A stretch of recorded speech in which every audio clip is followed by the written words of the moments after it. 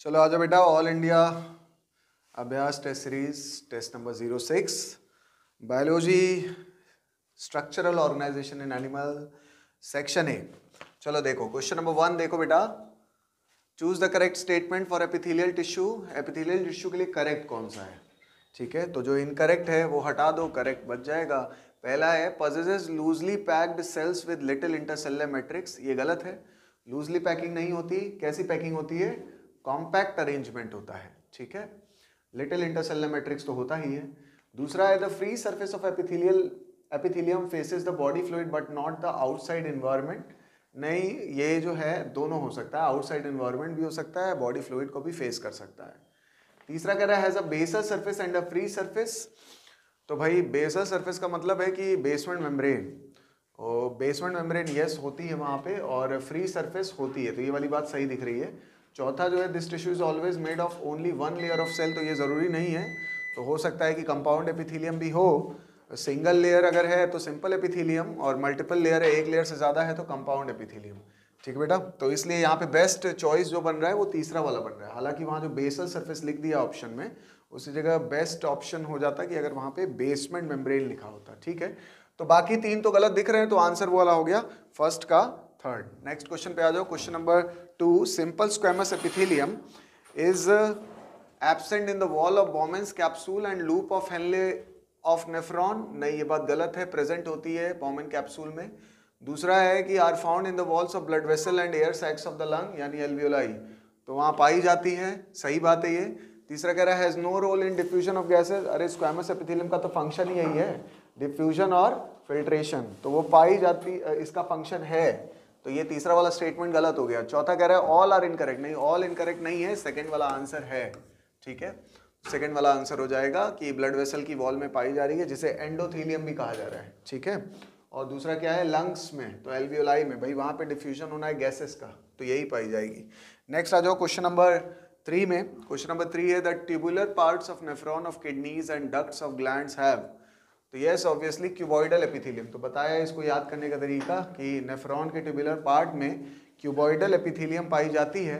तो ये याद कैसे रखना है कि नेफ्रॉन में बहुत सारे नेफ्रॉन हैं, और सब में थोड़ा थोड़ा रीएब्जॉर्प्शन चल रहा है, सब में थोड़ा थोड़ा सेक्रेशन चल रहा है। तो थोड़ा थोड़ा काम करने के लिए बड़े बड़े सेल नहीं चाहिए, कॉलमनर नहीं चाहिए, छोटे छोटे सेल से काम चल जाएगा, क्यूबॉइडल वाले सेल से काम चल जाएगा, इसलिए क्यूबॉइडल एपिथेलियम। तो थर्ड का आंसर हो गया फर्स्ट।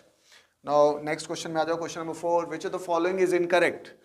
पहला है the epithelium of proximal convoluted tubule PCT of nephron in the kidney lakhs microvilli. नहीं, ये बात गलत है, माइक्रोविलाई वहां पे होती है। ठीक है, तो इसीलिए देखो एनसीईआरटी में जहां पे पीसीटी के बारे में डिस्कस किया गया है, वहां पे देखो ब्रश बॉर्डर्ड एपिथेलियम लिखा हुआ है, ब्रश बॉर्डर बनता ही माइक्रोविलाई से है।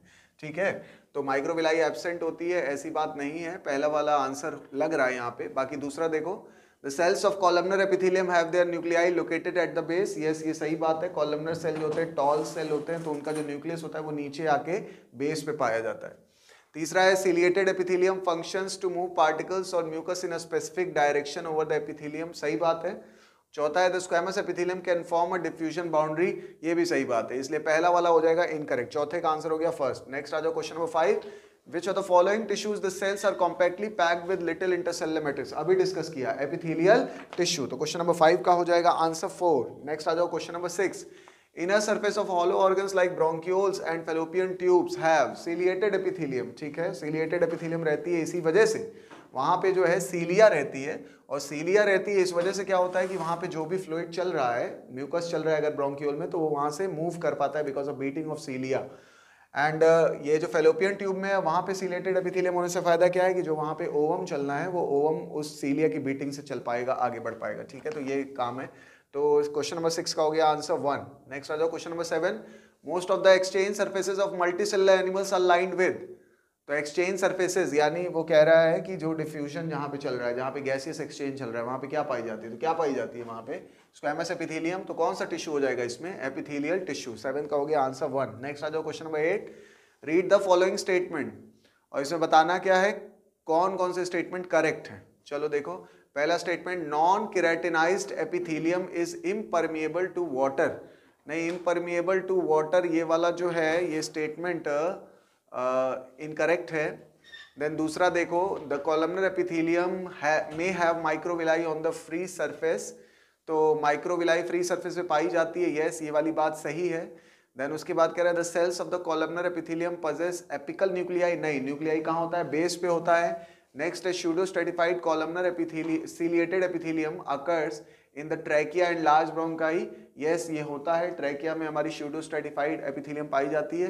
पांचवा है gland may be made of a cell or tissue or organ which, तो यस ये वाली बात भी सही है, कोई ग्लैंड, एक सेल भी ग्लैंड की तरह काम कर सकता है, एक टिश्यू भी ग्लैंड की तरह काम कर सकता है हार्मोन का सिक्रीशन, एक ऑर्गन भी ग्लैंड का फंक्शन कर सकता है। तो इसका बेस्ट आंसर हो जाएगा कि first option, second 4 and 5, second 4 and 5 ये वाला करेक्ट स्टेटमेंट है। आठवें का आंसर हो गया नंबर 1।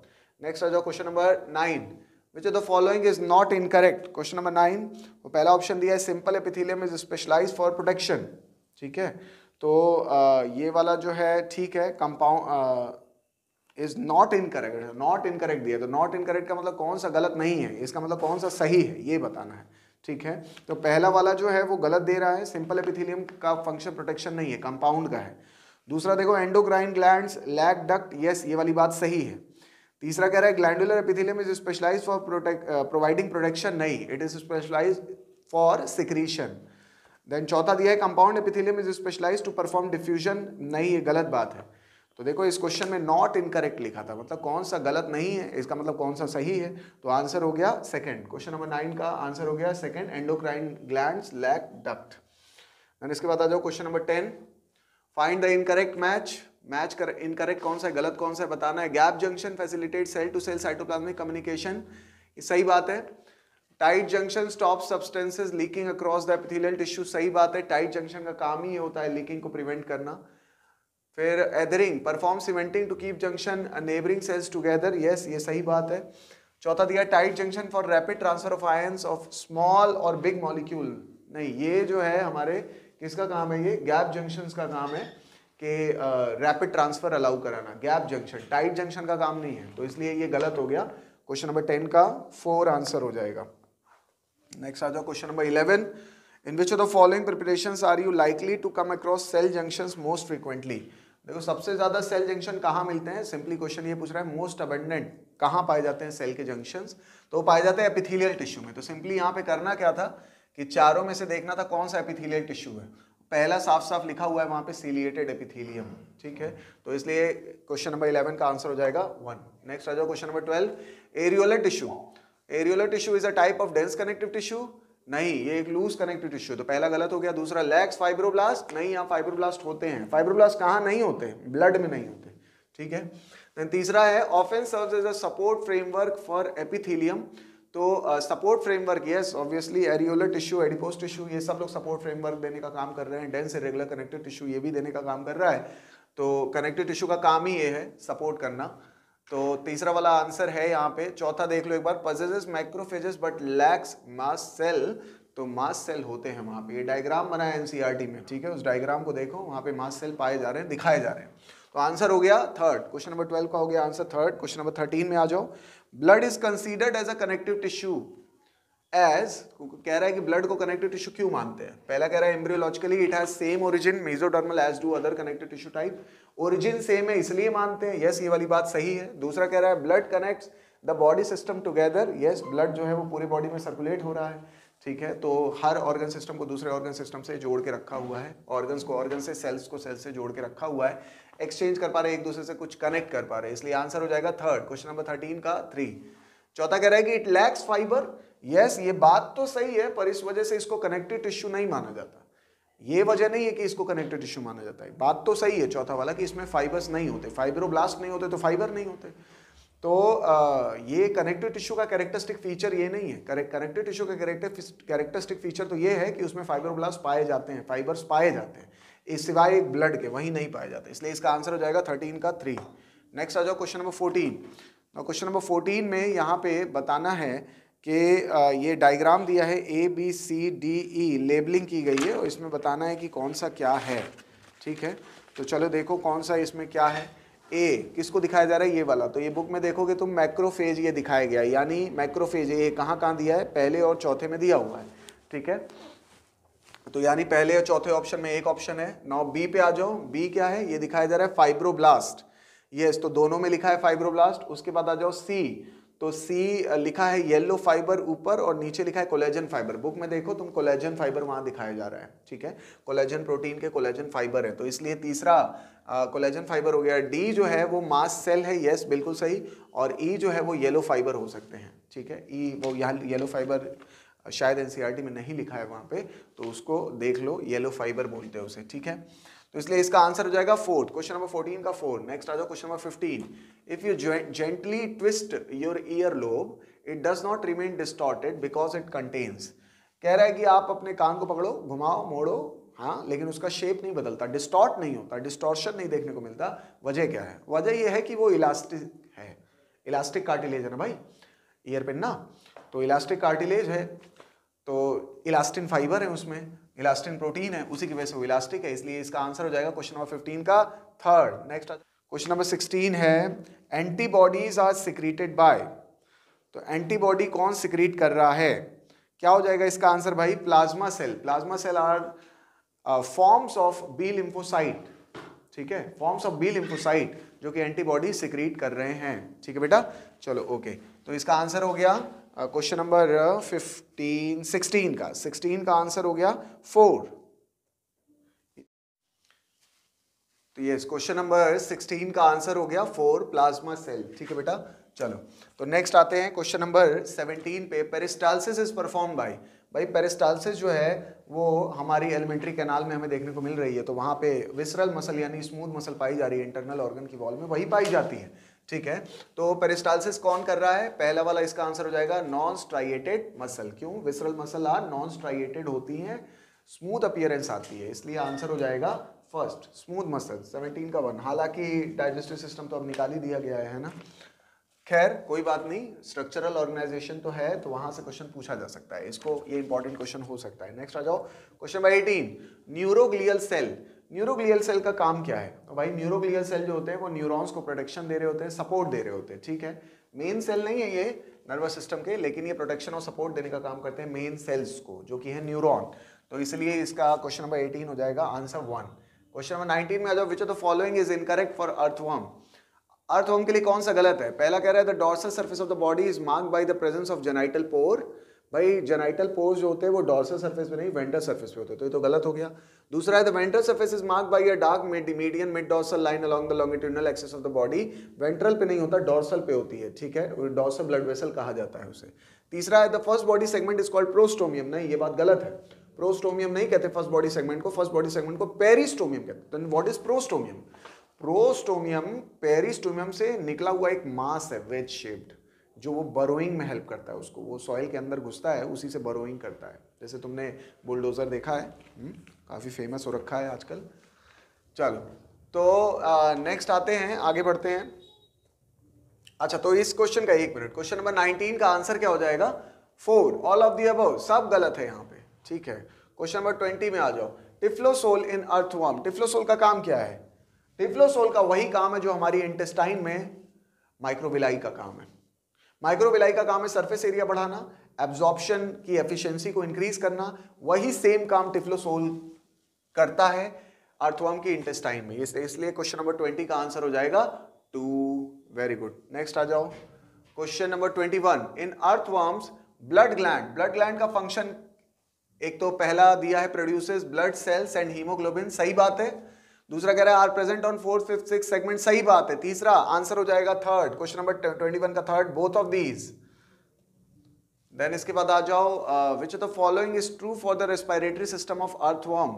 दे पजेस स्पेशलाइज्ड ब्रीदिंग डिवाइसेस। नहीं भाई, ये तो गलत है, स्पेशलाइज कुछ नहीं होता, वो लोग स्किन से करते हैं। दूसरा कह रहा है gaseous exchange occurs through moist body surface into the, yes यही तो आंसर सही है, बस आगे क्या देखने की जरूरत क्या है। क्वेश्चन नंबर 22 का आंसर हो गया 2nd। ना आ जाओ question number 23, the major function of clitellum in earthworm. Earthworm का मेन फंक्शन, अर्थवर्म में क्लाइटेलम का मेन फंक्शन क्या है? भाई ये ग्लैंडुलर होता है और ये कोकून का फॉर्मेशन कराता है, ठीक है। उस कोकून में इसके एग और इसके स्पर्म पहुंचते हैं, वहां पे फर्टिलाइजेशन होता है, वहीं पे अर्थवर्म बनते हैं, ठीक है बेटा। तो ये कोकून जो है वो एक क्लाइटेलम बनाता है, क्लाइटेलम से बनता है अर्थवर्म में। ये क्लाइटेलम की एक खास बात और है कि ये सिर्फ एडल्ट अर्थवर्म में देखने को मिलेगा हमें। तो क्वेश्चन नंबर 23 का आंसर हो जाएगा थर्ड। देन क्वेश्चन नंबर 24 आ जाओ। In earthworm calciferous glands are found in, yes, कहां पाए जाते हैं? स्टमक में, है ना। तो कैल्सीफेरस ग्लैंड पाए जाते हैं स्टमक में। ये जो है एल्कलाइन सिक्रीशन देते हैं, और जो ये अर्थवर्म जब ये खा रहा है वहाँ पे डेट्राइटस, तो उसके साथ कुछ ह्यूमिक एसिड गया हुआ है, ह्यूमस भी है वहाँ पे, तो ह्यूमिक एसिड गया हुआ है, उस ह्यूमिक एसिड को न्यूट्रलाइज करने का काम करता है इससे निकलने वाला सिक्रीशन। किससे निकलने वाला सिक्रीशन? Calciferous gland. और ये कहाँ पाया जाता है? स्टमक में। ठीक है बेटा, तो इसका आंसर हो जाएगा सेकंड, क्वेश्चन नंबर 24 का सेकंड। नेक्स्ट आ जाओ question number 25। In earthworm a pair of male genital pores open to the exterior on the, yes, कहां पे होता है भाई बताओ? 18th नंबर सेगमेंट पे। 18th नंबर सेगमेंट में वेंट्रोलेटरल साइड, फर्स्ट ऑप्शन हो जाएगा इसका सीधा सीधा। ये तो रटा हुआ ज्ञान है भाई, इसमें समझाना क्या है। क्वेश्चन नंबर 25 का 1। देन आ जाओ question number 26। हाइपोफेरिंक्स of the cockroach is a tongue like structure, yes, cockroach का हाइपोफेरिंक्स टंग जैसा काम करता है। दूसरा है live with in the cavity enclose by the mouth part, yes, बिल्कुल सही बात है। बाकी माउथ पार्ट के अंदर ये जो कैविटी जो जगह बनती है वहीं पे हाइपोफेरिंक्स पाया जाता है। तो तीसरा है बोथ ऑफ दीज, सही बात है, यस। चलो नेक्स्ट आ जाओ question number 27 sorry, question number 27। Read the following statement with respect to Periplaneta, यानी कॉकरोच के रिस्पेक्ट में कौन कौन से ये सारे स्टेटमेंट दिए, बताने की करेक्ट कौन कौन से। पहला कह रहा था abdomen in both males and female consist of 10 segment, yes, ये करेक्ट है। दूसरा, anal styles are absent in female, yes, ये सही बात है, एनल स्टाइल सिर्फ और सिर्फ मेल में मिलता है, very important. Then anal cerci is found only in female, तो भाई देखो एनल सर्काई, ये बात गलत है, एनल सर्काई मेल में भी पाई जाती है, फीमेल में भी पाई जाती है, तो तीसरा वाला तो हो गया गलत। एक मिनट, आंसर अभी आ गया। तीसरा वाला ऑप्शन, तीसरा वाला जो स्टेटमेंट है वो दूसरे, तीसरे और चौथे ऑप्शन में लिखा हुआ है, तो वो तो आंसर नहीं है बच्चा, पहला वाला, तो पहला ही आंसर है। पांचवा भी पढ़ लेते एक बार। Hind wings are used in flight, yes, बिल्कुल, हाइंड विंग्स जो हैं वो फ्लाइट में यूज हो रहे हैं, ये हमें यहाँ पे बताना है करेक्ट। ये ठीक है बेटा, ये करेक्ट है, बिल्कुल सही है, करेक्ट पूछा था यहाँ पे। तो 1, 2 and 5 are correct statement. Question number 27 का आंसर हो जाएगा 1। नेक्स्ट आ जाओ question number 28। Haemolymph of cockroaches, cockroach के हीमोलिम्फ में क्या होता है? Does not assist in respiration, सही बात है, रेस्पिरेशन में इसका कोई रोल नहीं है, रेस्पिरेशन में इसमें ट्रैकियल ट्यूब्स पाई जाती हैं, ठीक है बेटा। Then if it lacks respiratory pigment, हाँ, इसके पास जो है हीमोग्लोबिन नहीं होता, ठीक है, रेस्पिरेटरी पिगमेंट वो बोला जा रहा है जो ऑक्सीजन जो कैरी करने वाला पिगमेंट है, यानी हीमोग्लोबिन, तो वो नहीं पाया जाता यहाँ पे, ये सही बात है। तो कलरलेस होता है इसका जो हीमोलिम्फ है। तो आंसर हो जाएगा third, both 1 and 2, yes, very good. Question number 28 का हो जाएगा बोथ 1 एंड 2। नेक्स्ट आ जाओ क्वेश्चन नंबर 29। मालपीजियन टिब्यूल्स, तो मालपीजियन टिब्यूल का फंक्शन क्या होता है भाई? Excretion and osmoregulation, very good. कहां लिखा है बताओ भाई? सेकंड ऑप्शन में लिखा है, converts nitrogenous waste product into uric acid. अच्छा, बाकी जगह ये बाकी स्टेटमेंट जो है वो गलत है इसके लिए। चलो आ जाओ next question, question number 30। The development of cockroach is, yes, ये एनसीईआरटी में साफ साफ लिखा हुआ है, पोरोमेटाबोलस। यहाँ पे लार्वा नहीं बन रहा, निम्फ बन रहा है। ये निम्फ जहां बनता है वहां पोरोमेटाबोलस कहा जाता है, ठीक है बेटा। तो पोरोमेटाबोलस है, क्वेश्चन नंबर 30 का आंसर हो जाएगा third, very good. Octamer in all except, very important question, बहुत अच्छा क्वेश्चन है ये। ड्रोसोफिला में, ईस्ट में, न्यूमोकोकस में, पाइसम में कहां देखने को मिलेगा? देखो हिस्टोन प्रोटीन हमें यूकैरियोट्स में देखने को मिलते हैं, हिस्टोन प्रोटीन हमें यूकैरियोट्स में सिर्फ देखने को मिलते हैं, प्रोकैरियोट्स में नहीं मिलते। तो हमें सिंपल यहां पे देखना था कौन सा प्रोकैरियोट है। यस, थर्ड आंसर न्यूमोकोकस, ठीक है, ये प्रोकैरियोट है, वेरी गुड। तो 31 का आंसर हो जाएगा थर्ड। नेक्स्ट आ जाओ question number 32। The inheritance pattern, अब ये जेनेटिक्स के क्वेश्चन शुरू होने लगे हैं। The inheritance pattern of a gene over generations among humans is studied by pedigree analysis. The character studied in pedigree analysis is equivalent to, पहला कह रहा है quantitative trait, Mendelian trait, polygenic trait, maternal trait. ये simple सी बात है, हम लोग Mendelian trait देख रहे हैं। ये जो हम लोग पेडिग्री एनालिसिस कर रहे हैं ना, मेनली हम लोग ये मेंडेलियन डिसऑर्डर के लिए यूज करते हैं, क्रोमोसोमल डिसऑर्डर के लिए जो है यूज किया जाता है, पर जनरली हम लोग पेडिग्री एनालिसिस मेंडेलियन डिसऑर्डर के लिए करते हैं। और तुमने देखा भी होगा पेडिग्री चार्ट के जब एमसीक्यू लगाए होंगे, तुमने ये पाया होगा या तो वो किसी ऑटोजोमल रिसेसिव डिजीज के बारे में क्वेश्चन होंगे, या तो फिर वो सेक्स लिंक्ड रिसेसिव डिजीज के बारे में क्वेश्चन, यानी सिंगल जीन म्यूटेशन वाली डिजीज के क्वेश्चन होंगे, ठीक है। तुम्हें कभी डाउन सिंड्रोम, टर्नर, क्लाइनफेल्टर, ये सब पेडिग्री चार्ट में करने को नहीं आएगा तुम्हारे नीट में, ठीक है। तो हमें जो पढ़ना है वो हमें पढ़ना है मेंडेलियन डिसऑर्डर वाले, यानी सिंगल जीन म्यूटेशन वाले बीमारियों का, ठीक है। तो मेंडेलियन ट्रेट, यस, तो आंसर हो जाएगा 32 का सेकंड। नेक्स्ट आ जाओ question number 33, which law of Mendel does not have any exception? Yes, very good, law of segregation. Law of segregation का कोई एक्सेप्शन हमें देखने को कहीं नहीं मिला है। उठा के देख लो पूरी NCERT, principles of inheritance and variation, कहीं हमें लॉ ऑफ सेग्रीगेशन का नहीं मिलेगा। लॉ ऑफ डोमिनेंस का हमें मिला है, इनकम्प्लीट डोमिनेंस, को डोमिनेंस, ये सब क्या है, लॉ ऑफ डोमिनेंस के एक्सेप्शन है। लॉ ऑफ इंडिपेंडेंट असॉर्टमेंट का एक्सेप्शन हमें मिला है, मॉर्गन को मिला था। लिंकेज, हाँ, linkage is an exception to the law of independent assortment. Now our next question, question number 34, which of the following phenotypic ratio can explain the law of independent assortment? यह simply बताना है dihybrid cross का ratio जो Mendel को मिला था, क्योंकि Mendel ने जो डाइहाइब्रिड क्रॉस कराया था उसका जो रेशियो आया था उसमें इंडिपेंडेंट असॉर्टमेंट फॉलो हुआ था। तो सिंपली 9:3:3:1, आंसर हो जाएगा थर्ड, 34 का third. Question number 35, which of the following is an example of incomplete dominance? Okay, flower colour in Snapdragon, ये हमारी एनसीईआरटी में दिया है, बिल्कुल है। दूसरा है starch grain size in garden pea, yes, ये भी हमारी एनसीईआरटी में दिया है। देखो जहां हेडिंग दी है इनहेरिटेंस ऑफ 2 जीन, उसके ठीक ऊपर वाले 2-3 पैराग्राफ में पढ़ो, वहां पे दिया है इसके बारे में। तीसरा, फ्लावर कलर इन मिराबिलिस जलापा, यस, वेरी गुड, ये भी जो है होता है, ये एनसीईआरटी में नहीं है, ये थोड़ा आउट ऑफ एनसीईआरटी मान सकते हो तुम इसे, लेकिन एग्जाम्पल है ना बेटा, तो इसको बहुत ज्यादा आउट ऑफ सिलेबस नहीं कहेंगे, ये विद इन सिलेबस ही मान के चलो। तो ए बी सी ये तीनों आंसर हो गए हमारे। चौथा हो जाएगा आंसर 35 का 4।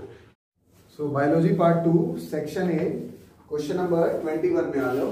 क्वेश्चन है कि 1/4 capital T 1/2 capital T small t 1/4 small t small t, ये 1 है बेटा, T/4 नहीं है, ये 1 है। 1/4 small t is the binomial expression of, तो ये एक्सप्रेशन किसका है भाई, ये बता रहा है जीनोटाइप कौन कौन से बनते हैं F2 के, जो F2 रेशियो आता है मोनोहाइब्रिड क्रॉस का, उसमें जो जीनोटिपिक रेशियो होता है वही बता रहा है ये। तो हम लोग जब F2 का देखते हैं रेशियो मोनोहाइब्रिड का, तो हमें ये मिलता है capital T capital T small t capital T small t small t small t, यही आता है, तो वही बता रहा है। तो वो किसको सॉल्व करने से आएगा, तो या तो सीधे सीधे सॉल्व कर दो इसे और आंसर आ जाएगा, और या फिर अगर सॉल्व करने की जरूरत नहीं है, सीधे सीधे ये हमें याद होना चाहिए भाई, मेंडल मैथमेटिशियन थे, तो उन्होंने बोला था कि ये पन्नेट स्क्वायर वगैरह ये सब उन्होंने नहीं बताया, तो रेजिनॉल्ड सी पन्नेट ने बताया है। उन्होंने क्या बोला था, सीधे ये फॉर्मूला लो, ax + by का होल स्क्वायर बाइनोमियल एक्सप्रेशन, इसी को सॉल्व कर दो। तो उन्होंने क्या बोला था, ax + by का होल स्क्वायर इसमें बना दो कि जो गैमेट्स बन रहे हैं, तो उन्होंने बोला था कि जैसे कैपिटल T स्मॉल t है, तो इससे जब गैमेट बनते हैं तो कैपिटल T और स्मॉल t अलग अलग होता है फैक्टर, तो करना क्या है, कितना आधे बन रहे हैं कैपिटल T वाले गैमेट, आधे बन रहे हैं स्मॉल t वाले गैमेट, तो यहाँ पे वैल्यू क्या पुटअप करनी है, हाफ बन रहा है कैपिटल T, हाफ बन रहा है स्मॉल t, और इसी का होल स्क्वायर कर दो तो हमें जीनोटाइप मिल जाएंगे। सॉल्व करोगे तो वही क्वेश्चन में जो लिखा है वो आ जाएगा, यानी आंसर हो जाएगा इसका 1, क्वेश्चन नंबर 21 का 1, सीधा सीधा आंसर है। नेक्स्ट है question number 22, male is heterogametic in all of the following except, मतलब मेल सब में हेटेरोगैमेटिक है, किसमें नहीं है ये बताना है। तो ह्यूमंस में मेल हेटेरोगैमेटिक होता है, सही बात है। ड्रोसोफिला में मेल हेटेरोगैमेटिक होता है, सही बात है। ग्रासहॉपर में भी मेल हेटेरोगैमेटिक होता है, बिल्कुल सही बात है। Peacock is a bird, peacock जो बर्ड है, इसमें बर्ड्स में क्या होता है भाई, जो मेल होता है वो हेटेरोगैमेटिक नहीं होता, होमोगैमेटिक होता है, ZZ होता है उसके पास। फीमेल बर्ड्स के पास जो है, मेल बर्ड के पास ZZ होता है, फीमेल बर्ड के पास ZW होता है, ठीक है, वेरी गुड। देन इसके आ जाओ, क्वेश्चन नंबर 22 का हो गया 4, सिंपली यहाँ बर्ड देखना था। नेक्स्ट आ जाओ क्वेश्चन नंबर 23, ये भी फिर वहीं से क्वेश्चन है कि इन बर्ड्स, यस, सेकंड वाला option, organism having ZZ chromosome is male, ठीक है। चलो आगे आ जाओ, next question, drones of honey B, drones of honey B बनते हैं पार्थिनोजेनेसिस से, जो एक ओवम होता है जिसमें क्वीन ने बनाया है ओवम, एग, तो उस एग में बिना फर्टिलाइजेशन के, विदाउट फर्टिलाइजेशन क्या होता है कि उससे बन जाते हैं ड्रोन, ठीक है, इससे बन गए ड्रोन। तो ये जो ड्रोन बने बिना फर्टिलाइजेशन के, इसे कहते हैं, ये जो ड्रोन बन गए बिना फर्टिलाइजेशन के, तो जब भी कभी किसी एग में बिना फर्टिलाइजेशन के वो डेवलप हो जाए ऑर्गेनिज्म में, this phenomena is called parthenogenesis. क्या बोलते हैं बेटा, पार्थिनोजेनेसिस, ठीक है, बहुत इंपॉर्टेंट है ये, एग्जाम में पहले कई बार पूछा गया है, ठीक है। तो यहाँ पे drones of honey bee answer हो जाएगा second, are developed by unfertilised egg which is also called parthenogenesis. Next आ जाओ question number 25, what is a true breeding line? True breeding line क्या होती है भाई? मेंडल ने जो अपने एक्सपेरिमेंट पी पे किए हैं तो उन्होंने 7 पेयर बनाए थे पाइसम सेटाइवम के। 7 पेयर में हर पेयर में जो है वो एक कैरेक्टर को लेके डिफरेंस था, बाकी सारे कैरेक्टर सेम थे। तो ये जो 7 पेयर बनाए थे पी प्लांट के उन्होंने एक कैरेक्टर के डिफरेंस वाले, वो सारे के सारे प्योर लाइन थे। ठीक है, ट्रू ब्रीडिंग, प्योर लाइन या ट्रू ब्रीडिंग एक ही बात है। इसका आंसर हो जाएगा सेकंड वाला, shows the stable inheritance of the trait। NCERT की सीधी सीधी लाइन है बेटा। तो जब प्योर लाइन वो होता है जो स्टेबल ट्रेट इनहेरिटेंस दिखाता है। होमोजाइगोसिटी होती है वहां पे, होमोजाइगस नेचर आता है। ठीक है बेटा, चलो आगे बढ़ते हैं। Next question number 26, which of the following genotype represent a pure line? Simple, देखना यह है कि कौन सा जीनोटाइप ऐसा है जिसमें सारे के सारे होमोजाइगस है। सेकंड वाला प्योर लाइन मतलब होमोजाइगस, होमोजाइगोसिटी देखने को मिलती है। सेकंड वाले ऑप्शन में सारे पेयर होमोजाइगस है। देखो यहाँ दोनों सेम है, दोनों सेम है, यहाँ भी दोनों सेम है। ठीक है, जबकि बाकी में देखोगे एक हेटेरोजाइगस मिल जाएगा। देखो यहाँ हेटेरोजाइगस है, देखो यहाँ भी हेटेरोजाइगस है, ये देखो ये भी हेटेरोजाइगस, ये भी हेटेरोजाइगस, इसमें कोई हेटेरोजाइगस है, होमोजाइगस है। तो होमोजाइगस देख के हम प्योर लाइन बता देंगे। अगर होमोजाइगस है सारे तो वो प्योर लाइन है। ठीक है बेटा, चलो आगे बढ़ते हैं। Question number 27, which of the following genotype will produce 8 different types of gamete? तो different types of gamete, types of gamete calculate करने का ये सिंपल सा ट्रिक, इसी से हो जाएगा ये question. Types of gamete calculate करने का तरीका है 2 to the power n, जहां पे n क्या है? Number of heterozygous pair. Yes, very good. तो नंबर ऑफ हेटेरोजाइगस पेयर, तो 2 की पावर क्या जाएगा? क्या बोल रहा है? 8 बन रहा है ना। तो 2 की पावर अगर तुम 3 करते हो ना, 2 2 4 2 8 आ जाएगा। तो यानी 3 हेटेरोजाइगस पेयर देखने को मिलने चाहिए। तो वो ये रहा। कहाँ है? कौन से ऑप्शन में दिया? यस, ये रहा सेकंड ऑप्शन में। ये देखो 1 पेयर, 2 पेयर, 3 पेयर। तो आंसर हो जाएगा सेकंड वाला। ठीक है, 27 का हो जाएगा आंसर सेकंड। नेक्स्ट आ जाओ question number 28, in Mendel's monohybrid cross on P plant the proportion of dwarf plants in the F2 generation was found to be, yes very good, 1/4। एक ही ड्वार्फ बनता है। बताओ 3:1 का रेशियो आया था कि नहीं आया था टॉल इज टू ड्वार्फ का? तो 3 बने थे टॉल, 1 बना था ड्वार्फ, तो टोटल 4 में 1 ड्वार्फ बना। तो 1/4 बोलेंगे कि नहीं बोलेंगे? यस, वेरी गुड, आंसर हो जाएगा 28 का थर्ड। नेक्स्ट आ जाओ question number 29, starch synthesis in the garden pea is controlled by a gene which has 2 allele capital B and small b. Choose the incorrect option with respect to starch synthesis। Incorrect बताना है। ठीक है, सबने पढ़ा ये ना, inheritance of 2 gene की जो हेडिंग दी है एनसीईआरटी में, उसके ठीक ऊपर के 2 पैराग्राफ में तुम्हें ये मिल जाएगा, वहां पे तुम इसको पढ़ सकते हो। चलो मैं एक्सप्लेन कर देता हूं। पहला है स्टार्च सिंथेसिस इज एफिशिएंट, हमें गलत बताना है, ध्यान रहे।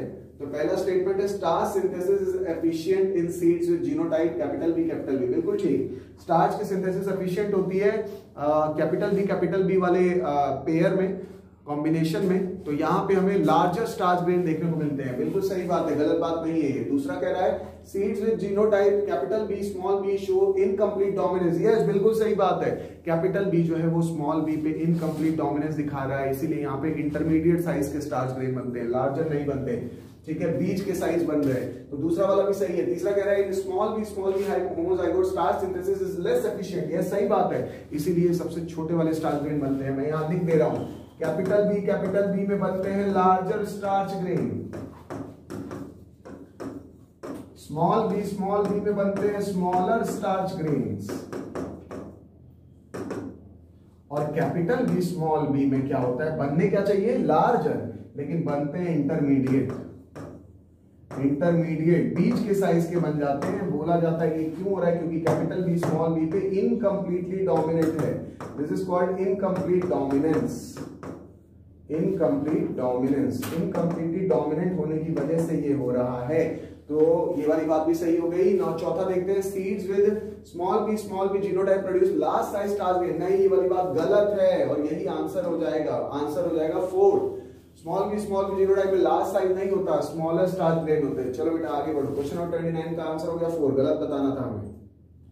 नेक्स्ट आ जाओ question number 30, which of the following genotype will show the darkest skin colour in human. Yes, जब डार्केस्ट स्किन कलर होता है तो वहां पे सारे अलील पॉलीजेनिक इनहेरिटेंस जो दिखा रहे थे मिलके, वो सारे अलील डोमिनेंट वाले होने चाहिए। यानी आंसर क्या हो जाएगा? Capital A capital B capital C. Fourth answer 30 का आंसर हो जाएगा 4। यस, और लाइटेस्ट स्किन जो है वो सबसे लाइट यानी व्हाइट अल्बिनो कहां मिलेगा? स्मॉल ए स्मॉल बी स्मॉल सी। ठीक है, ये हो जाएगा। लेकिन इसने डार्केस्ट पूछा इसलिए आंसर हो गया 4th वाला। 30 का आंसर हो गया 4। नाउ आ जाओ question number 31। Parallelism between chromosome and behaviour of gene was established bye. देखो जीन और क्रोमोसोम का जो ये जो एक जैसा इनका बिहेवियर दिख रहा है, इसमें जो पैरेललिज्म दिख रहा है, इसको पहली बार एक्सप्लेन किया है, बताया है हमारे सटन और बॉवेरी साइंटिस्ट ने। सटन और बॉवेरी साइंटिस्ट ने बताया है। आंसर हो जाएगा सेकंड। नेक्स्ट आ जाओ question number 32। Experimental verification of chromosomal theory of inheritance was carried out by. Very good. Sutton और बॉवेरी खाली थ्योरी देके चले गए, एक्सपेरिमेंट करके नहीं दिखाया। एक्सपेरिमेंट करके दिखाने आए मॉर्गन, टीएच मॉर्गन। ये वेरी गुड। कहां दिया है? चौथे ऑप्शन में दिया है, थॉमस एंड मॉर्गन। 32 का आंसर हो गया 4। Now next आ जाओ 33। Which of the following represent the genetic makeup of female grasshopper? Female grasshopper क्या होती है भाई? grasshopper में जो मेल होता है, मेल grasshopper होता है XO और फीमेल grasshopper होती है XX। तो ऑटोजोम साथ में ऐड कर सकते हैं। आंसर क्या हो जाएगा? Third. Autosome plus XX। Female पूछा है। क्वेश्चन नंबर 33 का आंसर हो जाएगा थर्ड। नेक्स्ट आ जाओ question number 34। Henking first observe the sex chromosome in the form of. Sex chromosome किस फॉर्म में उन्होंने देखा? उन्होंने बोला एक्स बॉडी है वो। यस, आंसर हो जाएगा थर्ड। 34 का थर्ड। ठीक है। नेक्स्ट आ जाओ question number 35। The frequency of crossing over occurring between two genes present on the same chromosome depends on. कह रहा है फ्रीक्वेंसी ऑफ क्रॉसिंग ओवर किस पे डिपेंड करता है? अरे भाई क्रॉसिंग ओवर की जो फ्रीक्वेंसी है, फ्रीक्वेंसी ऑफ क्रॉसिंग ओवर या रिकॉम्बिनेशन, ये होती है directly proportional to distance between the two genes. जितनी ज्यादा डिस्टेंस होगी उतना ज्यादा हमें जो है वो क्रॉसिंग ओवर या रिकॉम्बिनेशन देखने को मिल सकता है, और जितना ज्यादा पास होंगे उतना ज्यादा क्या देखने को मिलेगा? लिंकेज। क्वेश्चन पूछा है कि क्रॉसिंग ओवर की जो फ्रीक्वेंसी है वो एक ही क्रोमोसोम पे है दोनों जीन, तो किस पे डिपेंड करेगी? तो भाई डिपेंड करेगी कि उनके बीच में डिस्टेंस कितनी है। ठीक है, इसलिए ये आंसर हो जाएगा क्वेश्चन नंबर 35 का 3। Very good. बायोलॉजी पार्ट 2 और सेक्शन बी। क्वेश्चन नंबर 36 पे आ जाओ बेटा। The fruit fly Drosophila melanogaster was found to be very suitable for experimental verification of chromosomal theory of inheritance by Morgan and his co-worker because कह रहा है कि भाई Morgan ने काहे ड्रोसोफिला लिया, क्यों फ्रूट फ्लाई लिया? तो कुछ फायदे होंगे तभी तो लिया, एनसीईआरटी में पढ़ाया गया है ना, तो बताना है इनमें से हैं क्या वो फायदे जो एनसीईआरटी में बताए गए हैं। पहला कह रहा है completes it's life cycle in about 2 weeks. Yes, very good. Short life cycle, short life cycle होगी तो कम समय में ज्यादा जनरेशन स्टडी कर सकते हैं, ये एनसीईआरटी में बताया गया है। वेरी गुड, पहला है सही है। दूसरा देखें, single mating could produce large number of progeny flies. Yes, very good. जब लार्ज नंबर ऑफ प्रोजेनी रहेंगी तो लार्ज डाटा बनेगा, तो डाटा की क्रेडिबिलिटी ज्यादा होगी। सैम्पलिंग साइज बढ़ा तो क्रेडिबिलिटी डाटा की उतनी अच्छी। वेरी गुड, आगे बढ़ते हैं। Has many hereditary variations that can be seen under high power microscope. Many hereditary variations that can be seen under high power microscope. वैसे तो ये लो पावर माइक्रोस्कोप में भी देखे जा सकते हैं, लेकिन अब चौथा ऑप्शन यहाँ ऑल ऑफ द अबव दिया गया है। एक मिनट, इसको बेटा यहाँ पे इस ऑप्शन में ना ये हाई पावर ये गलत लिखा है। ये हाई पावर ना, ये लो पावर एक्चुअल में होगा, हाई पावर नहीं होगा। ये लो पावर माइक्रोस्कोप एनसीईआरटी की सीधी सीधी लाइन है। आंसर अगर ये लो हो गया तो answer all of the above हो जाएगा। वेरी गुड, चलो आ जाओ question number 37। Mendel did not observe linkage due to. Mendel को लिंकेज क्यों नहीं मिला? अरे मेंडल को लिंकेज इसलिए नहीं मिला क्योंकि दो जो डिफरेंट जीन्स थे वो साथ साथ नहीं रहते थे, अलग अलग हो जाते थे। अलग अलग कैसे होते थे? Independent assortment. चौथा, ठीक है बेटा, दो किसी के साथ भी जा सकता है, याद है? Capital R small R, capital Y small Y. तो कैपिटल आर जो है वो कैपिटल वाई के साथ भी जा सकता है, कैपिटल आर स्मॉल वाई के साथ भी जा सकता है, स्मॉल आर कैपिटल वाई के साथ भी जा सकता है, स्मॉल आर स्मॉल वाई के साथ भी जा सकता है। तो गैमेट ये सब बन सकते हैं, R Y R small R capital Y small R small Y. ये इंडिपेंडेंट असॉर्टमेंट से होता है ना, तो कोई भी किसी के साथ जा रहा है, ठीक है, एक कैरेक्टर वाला अलील दूसरे कैरेक्टर वाले किसी भी अलील के साथ जा रहा है, दिस इज इंडिपेंडेंट असॉर्टमेंट। और यही मेंडल के केस में हुआ, इसलिए मेंडल को इंडिपेंडेंट लिंकेज देखने को नहीं मिला है, ठीक है, बिकॉज ऑफ इंडिपेंडेंट असॉर्टमेंट। 37 का आंसर हो जाएगा 4। नेक्स्ट आ जाओ question number 38। Red I colour of Drosophila is. Red I colour Drosophila का क्या है? एक डोमिनेंट ट्रेट है, हाँ बिल्कुल सही, वाइल्ड टाइप में दिखाया गया है, डोमिनेंट ट्रेट है, regulated by a gene present on the x chromosome. Yes, very good, सही है। देन इसके बाद सेक्स लिंक ट्रेट, सही है, ऑल ऑफ द अबव। तीनों के तीनों सही है, ठीक है बेटा। क्वेश्चन नंबर 38 का आंसर हो जाएगा 4।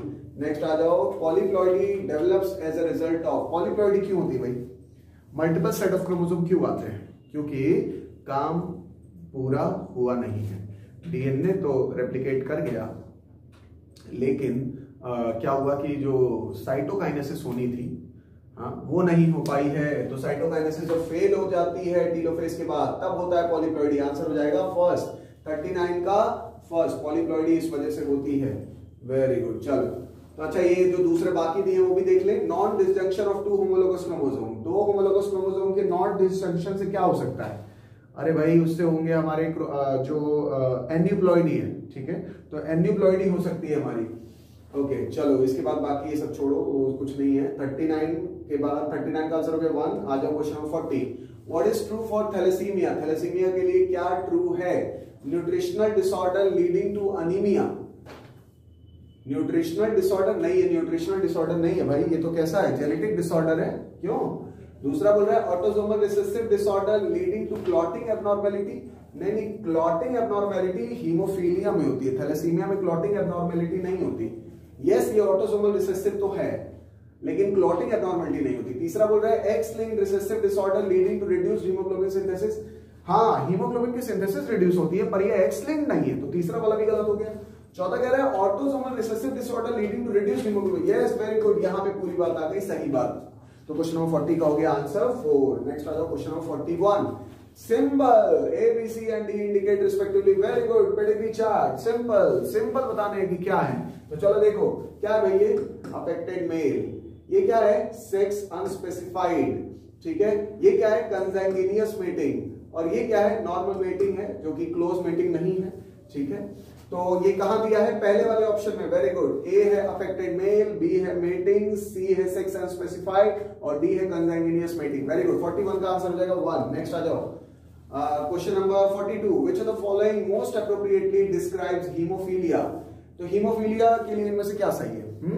तो देखें पहला है क्रोमोसोमल डिसऑर्डर है क्या ये, नहीं क्रोमोसोमल डिसऑर्डर नहीं है, मेंडेलियन डिसऑर्डर है। हाँ चलो दूसरा देखें, ऑटोसोमल डोमिनेंट डिसऑर्डर है क्या ये, नहीं ऑटोसोमल डोमिनेंट डिसऑर्डर नहीं है, ये एक्स लिंक्ड रिसेसिव डिसऑर्डर है।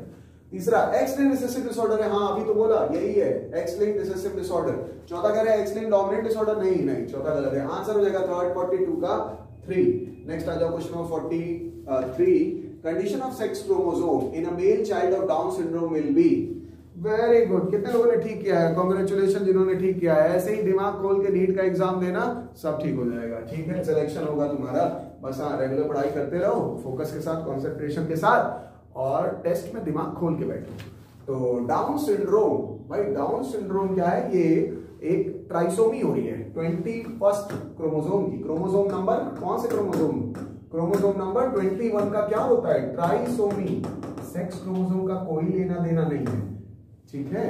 तो मेल चाइल्ड को डाउन सिंड्रोम हुआ है, उसके सेक्स क्रोमोसोम क्या होंगे, अरे मेल का XY होता है, नॉर्मल ही रहेगा, XY ही रहेगा क्योंकि सेक्स क्रोमोसोम पे कोई असर नहीं पड़ता डाउन सिंड्रोम का, इसलिए आंसर क्या हो जाएगा 43 का सेकंड। नेक्स्ट आ जाओ question, phenylketonuria is a genetic disorder caused by a defect in the metabolism of, किसके मेटाबॉलिज्म में डिफेक्ट आता है फिनाइलकीटोन्यूरिया में, हाँ पढ़ा है ना, very good. Autosomal recessive disorder है फिनाइलकीटोन्यूरिया, बताओ फिनाइल एलेनिन होता है एक अमीनो एसिड, और ये phenyl alanine amino acid change हो रहा होता है टायरोसिन नाम के अमीनो एसिड में, और यहां पे लगता है एक एंजाइम फिनाइल एलेनिन हाइड्रोक्सिलेज, कौन सा एंजाइम, फिनाइल एलेनिन हाइड्रोक्सिलेज, ये एंजाइम लगता है तब जाके फिनाइल एलेनिन टायरोसिन में चेंज हो रहा होता है, यानी एक अमीनो एसिड दूसरे अमीनो एसिड में चेंज हो रहा होता है। तो फिनाइलकीटोन्यूरिया कब हो जाता है, जब ये बनता नहीं, ये एंजाइम नहीं बनता जीन में म्यूटेशन होने की वजह से, तो फिनाइल एलेनिन टायरोसिन में चेंज नहीं होता, यानी एक अमीनो एसिड दूसरे अमीनो एसिड में चेंज नहीं हो रहा, तो किसका डिफेक्ट आ रहा है, अमीनो एसिड का, ठीक है बेटा। तो 44 का आंसर हो जाएगा 4। नेक्स्ट आ जाओ question number 45। The abnormality which arises due to decrease in chromosome number, chromosome का नंबर कहां डिक्रीज हो रहा है भाई, मायोटोनिक डिस्ट्रॉफी, मायोटोनिक डिस्ट्रॉफी एक मेंडेलियन डिसऑर्डर है, वहां क्रोमोसोम के नंबर पे कोई असर नहीं पड़ता, जीन पे असर पड़ता है, जीन का म्यूटेशन हो जाता है, तो मायोटोनिक डिस्ट्रॉफी तो नहीं होगा, ठीक है। डाउन सिंड्रोम, तो डाउन सिंड्रोम में एक क्रोमोसोम बढ़ रहा है तो ट्राइसोमी हो रही है, ये बोल रहा है घटना बताना है, तो डाउन सिंड्रोम में तो बढ़ रहा है। तीसरा बोल रहा है Turner syndrome. Yes, Turner syndrome mnemonic याद करो, TFX minus. Turner syndrome female में होता है, एक एक्स क्रोमोसोम कम हो जाता है, माइनस। तो ये रहा आंसर थर्ड वाला। ठीक है बेटा, क्वेश्चन नंबर 45 का हो जाएगा आंसर 3। चलो नेक्स्ट आ जाओ question 46। Which amino acid is substituted in sickle cell anemia? Very good. Glutamic acid आना चाहिए बीटा चेन में छठी पोजीशन पे, लेकिन ग्लूटामिक एसिड की जगह आ क्या गया? Valine. V for victory, V for valine. Victory किसे मिल गई? लड़ाई में, बीमारी कॉज करने की लड़ाई में वेलिन को मिल गई। ठीक है, और इस वजह से हो गई सिकल सेल एनीमिया। आंसर हो जाएगा second. Yes, glutamic acid replace by valine in beta chain. Very good. Next आ जाओ question number 47। Choose the incorrect statement with respect to the figure given below. ये कौन सा बच्चा है भाई? हाँ, ये बच्चा तो वही है जो हमारी एनसीईआरटी में डाउन सिंड्रोम से पीड़ित दिखाया गया है, अफेक्टेड बाय डाउन सिंड्रोम। तो चलो इसके बारे में बताना है। कह रहा है it is a Mendelian disorder. लो, पहला ही स्टेटमेंट गलत दिया हुआ है। बताना क्या है? इनकरेक्ट ही बताना है। वेरी गुड, क्वेश्चन में इनकरेक्ट बताना है। पहला ही स्टेटमेंट गलत दिया हुआ है। वो बोल रहा है कि मेंडेलियन डिसऑर्डर। अरे नहीं भैया, ये मेंडेलियन डिसऑर्डर नहीं है, it is a chromosomal disorder. All genetic disorders can be divided into two types. हाँ, एनसीईआरटी का है ये, कुछ बाहर से नहीं है। मेंडेलियन डिसऑर्डर और chromosomal disorder. Very good, revise करो, याद करो। क्रोमोसोमल डिसऑर्डर, तो मेंडेलियन डिसऑर्डर जो है ये क्या होते हैं? सिंगल जीन म्यूटेशन से होते हैं। किससे होते हैं? Single gene mutation. एक जीन में प्रॉब्लम हुई, उसकी वजह से होता है मेंडेलियन डिसऑर्डर। लेकिन क्रोमोसोमल डिसऑर्डर, क्रोमोसोमल डिसऑर्डर में क्रोमोसोम के नंबर पे ही असर पड़ जा रहा है। यहाँ पे होती है दो चीजें, एन्यूप्लॉइडी और पॉलीप्लॉइडी। ठीक है, एन्यूप्लॉइडी और पॉलीप्लॉइडी। वेरी गुड, क्रोमोसोम के नंबर पे। यहाँ पॉलीप्लॉइडी में पूरा का पूरा सेट ऑफ क्रोमोसोम जो है वो मल्टीपल हो जाता है। एन्यूप्लॉइडी में एक क्रोमोसोम कम या ज्यादा। तो इसमें भी दो कंडीशन बन जाती है। क्या बनती है? एक बनती है ट्राइसोमी, और एक क्या बनता है ट्राइसोमी के अलावा? एक बनता है मोनोसोमी। ठीक है, मोनोसोमी ये हो जाता है। ट्राइसोमी और मोनोसोमी। ट्राइसोमी मतलब एक क्रोमोसोम बढ़ जाना, मोनोसोमी मतलब एक क्रोमोसोम कम हो जाना। बहुत बढ़िया, तो ये कुछ क्लासिफिकेशन है। मेंडेलियन डिसऑर्डर में क्या क्लासिफिकेशन बनेगा भाई? एक तो बनेगा ऑटोसोमल डोमिनेंट, ऑटोसोमल डोमिनेंट, एक बनेगा ऑटोसोमल रिसेसिव, और एक बनेगा एक्स लिंक्ड रिसेसिव। ये तीन हमें पढ़ने हैं। ठीक है, ठीक है, ये होता है। चलो, तो ये पहला ही गलत दिया। दूसरा देखते हैं, affected individual is short statured with a small head. हाँ, तो ये बात सही है। ठीक है, राउंड हेड रहेगा। palm is broad with characteristic palm crease, सही बात है। Physical psychomotor and mental development is retarded, सही बात है। नेक्स्ट आ जाओ क्वेश्चन नंबर 48 पे। It is well known that Queen Victoria of England was a carrier for haemophilia. Since it is an X linked disease, it can be predicted that. Very good, कह रहा है कि haemophilia, England की महारानी Victoria को haemophilia उसके generation में देखने को मिली थी, क्योंकि वो कैरियर हुआ करती थी। ठीक है, उसको नहीं थी हीमोफीलिया, वो कैरियर थी। यानी उसका क्या कंडीशन था? XH और X। ठीक है, लेकिन उसके जो है सन में हमें देखने को मिला था। तो चूंकि इस एक्स लिंक डिजीज है, इससे क्या प्रेडिक्ट किया जा सकता है, ये क्वेश्चन कह रहा है। तो इसमें all her sons would have had the disease, नहीं है, जरूरी नहीं कि सभी सन को हीमोफीलिया हो जाए, क्योंकि कुछ लड़कों को ये वाला भी तो क्रोमोसोम मिल सकता है, एक्स वाला। सबको यही थोड़ी ना मिलेगा। हाँ, इसके मिलने की और इसके मिलने की प्रोबेबिलिटी 50-50 है। ठीक है, क्योंकि गैमेट जब बनेगा तो XH एक बनेगा और एक X बनेगा। ठीक है, तो पहली वाली बात तो ठीक नहीं है। दूसरा देखो, all her daughters would have been carrier, जरूरी नहीं है। डॉटर को ये वाला X दे देगी तो डॉटर कैरियर थोड़ा ना रहेगी। तीसरा कह रहा है her father must definitely have और हैड हीमोफीलिया। नहीं नहीं, ऐसा कोई जरूरी नहीं है कि फादर को हीमोफीलिया रहा ही हो। एक्स लिंक्ड रिसेसिव डिसऑर्डर में अगर मदर कैरियर है और फादर नॉर्मल है तो भी सन को हो सकता है। ठीक है बेटा, यस, वेरी गुड। देन इसके बाद जो है फिर हम लोगों ने देखा, चौथा ऑप्शन देखते हैं, haemophilia would have occurred in more of her male than her female descendant. कह रहा है कि हीमोफीलिया वहां पे उसके लड़कों में ज्यादा हुआ होगा, मेल में ज्यादा हुआ होगा फीमेल के कंपैरिजन में। ये सही बात है। क्यों? क्योंकि जब फादर नॉर्मल है और मदर ये रही XH वाली, तो जब ये XH आएगा Y के साथ तो ये होगा लड़कों में। ठीक है, तो लड़कों में हीमोफीलिया नाम की बीमारी जो है वो ज्यादा होने के चांसेस हैं लड़कियों से। भाई लड़कियों में तो यहाँ हो ही नहीं रही है। देखो लड़की में तब होगी जब एटलीस्ट ये भी जो है हीमोफिलिक हो फादर, ठीक है, जो कि पॉसिबल नहीं है क्योंकि हीमोफिलिक जो लोग होते हैं वो ज्यादा दिन तक सर्वाइव नहीं कर रहे कि उनकी शादी भी हो पाए। बात समझ में आ रही है? खैर वो एक दूसरी चीज है। क्वेश्चन क्या पूछा है उस हिसाब से कि भाई लड़कों में ज्यादा हो सकता है लड़कियों के कंपैरिजन में, बिल्कुल सही बात है, चौथा ऑप्शन सही है। ठीक है बेटा, तो एक्स लिंक डिजीज है, इससे ये प्रेडिक्ट किया जा सकता है कि लड़कों में ज्यादा होगी लड़कियों में कम। एक्स लिंक रिसेसिव डिजीज ऐसा ही होता है, लड़कों में ज्यादा लड़कियों में कम, क्योंकि लड़के के पास एक ही एक्स क्रोमोसोम है और लड़कियों के पास दो एक्स क्रोमोसोम है। और ये जो जीन है हीमोफीलिया वाला जो क्लॉटिंग फैक्टर बना रहा है वो एक्स पे पाया जाता है। तो फीमेल के पास दो एक्स, तो उसके बाद दो एलील, और मेल के पास एक ही एक्स, बेचारे के पास एक ही एलील है। हाँ चलो, तो इसलिए क्वेश्चन का 48 का आंसर हो जाएगा 4। नेक्स्ट आ जाते हैं नए question number 49। DNA as an acidic substance present in the nucleus was first identified by Friedrich Miescher. ठीक है, फ्रेडरिक मिशर ने पहली बार डीएनए को आइडेंटिफाई किया है, जो न्यूक्लियन कहा था उसे। ठीक है, तो इसके बाद नेक्स्ट आ जाओ question number 50। Length of DNA usually depends upon, very good, number of nucleotide. Simple, DNA जो है, डीएनए की जो लेंथ है वो न्यूक्लियोटाइड के नंबर पे डिपेंड करती है। ओरिएंटेशन से क्या लेना देना है? ओरिएंटेशन 3' 5' ऐसे हो जाए अगर, हाँ, और या फिर अगर ओरिएंटेशन पलट जाए, अगर इसको पलट दिया जाए, यहाँ पे जो है 5' की जगह इधर 3' की जगह 5' और इधर 5' की जगह 3' हो जाए, और यहाँ पे भी ऐसे पलट दिया जाए, तो लेंथ पे कोई असर नहीं पड़ता।